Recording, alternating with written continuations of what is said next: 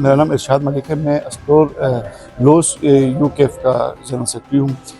इस सेशन से हमें ये फ़ायदा हुआ है कि यहाँ अस्टोर लोस जो है वो डिज़ास्टर एरिया है। वहाँ पे इस दफ़ा तकरीबन 3-4 मकामात पर वहाँ फ्लड आया, जिसकी वजह से यहाँ पे जो लोगों के पास अलार्मिंग का पता नहीं था, अब यहाँ पर हमें पता चला का, और दीगर जो इन्वायरमेंटल की तरफ से यहाँ बताया है कि यहाँ ऐसे मकामात जहाँ पर डिज़ास्टर का ख़तरा है, उन मकामात पर अलार्मिंग लगाई जाएगी ताकि जो डिज़ास्टर से जो खतरात हैं उससे बचा जा सके। जबकि दूसरी तरफ ग्लोफ के जो प्रोजेक्ट है, इसमें परिशिंग और तरिशिंग को सेलेक्ट किया गया है।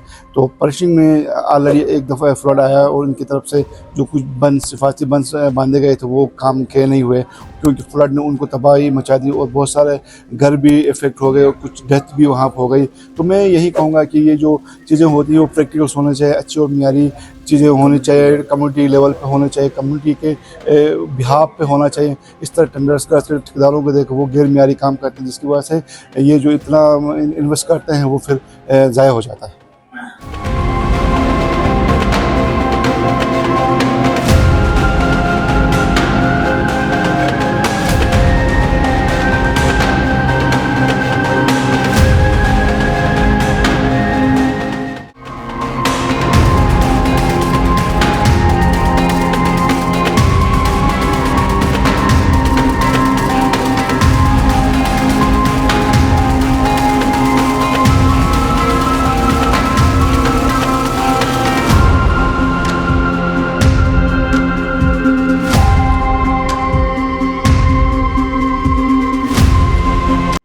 एक सेशन रखा गया था जिसमें पीएमडी के डायरेक्टर जनरल ने शिरकत की और जितने टेक्निकल नॉन टेक्निकल हजरात यहाँ शरीक थे उन्होंने अपनी अपनी राय दी। आपको पता है कि सन 2022 के बाद बिलखुसूस और 2010 के बाद बिलउमूम गालिबन क्लाइमेट चेंज पाकिस्तान के अंदर एक क्या कहते हैं उसको विशेष मुद्दा बना हुआ है, जिसके ऊपर चर्चा ही चर्चा है।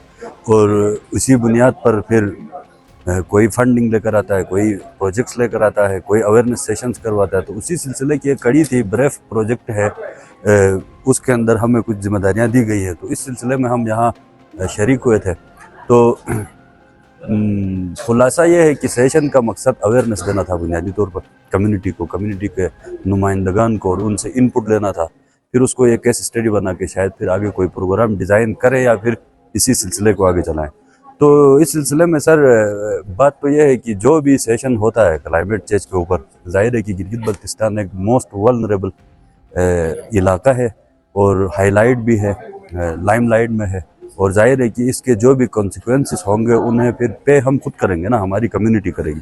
तो इस हवाले से प्रिकॉशनरी मेजर्स का क्या होते हैं और पोस्ट डिज़ास्टर मेजर्स क्या होते हैं, इन दो टॉपिक्स के ऊपर हर इदारा, हर बंदा, हर कम्युनिटी के जो लोग होते हैं, मुख्तलिफ इंटरनेशनल इदारे हैं, वो सारे काम कर रहे हैं। तो उसी हवाले से अवेयरनेस का एक सेशन था। इसमें पाकिस्तान मीटियोरोलॉजी डिपार्टमेंट के डायरेक्टर जनरल साहब अपनी ऐप उन्होंने कोई लॉन्च की है, उसको मुतारुफ़ कराने के लिए आए थे, और कंसर्न वर्ल्ड वाइड वालों ने अपना फिर वो एक्सपर्टीज़ यहाँ पर शेयर की। खान एजेंसी फॉर हैबिटाट जो कि गिलगित बल्तिस्तान के अंदर वाकई में फ़ाल इदारा रहा है माजी से, हाँ करीब वो हर जगह बेशक न पहुँचे हों, लेकिन जहाँ जहाँ पहुँचे हैं वहाँ उनकी कारकर्दगी से पूरी कम्युनिटी वेल अवेयर्ड है। तो हम उसके बारे में कुछ अपनी राय नहीं दे सकते। उसमें गुजारिश ये है कि क्लाइमेट चेंज के जो भी असरात आते हैं, तमाम अवेयरनेस, तमाम फंड्स, तमाम प्रोजेक्ट्स फेल हैं जब तक कि कम्युनिटी अपनी इंडिजिनस प्रैक्टिसेस को कंटिन्यू ना करे। देखें ना, आज वो पीएमडी वाले एक ऐप लेकर आएंगे कि आपको 2 घंटे बाद बारिश हो रही है, ये बताएगी वो सिर्फ, जबकि आप अपने गांव के अंदर किसी बुजुर्ग से मिलें तो मामूली अगर ठंडी हवा चले तो वो बता देगा कि यहाँ से बारिश होने वाली है। तो इसको कहते हैं इंडिजिनस नॉलेज, इंडिजिनस प्रैक्टिसेस।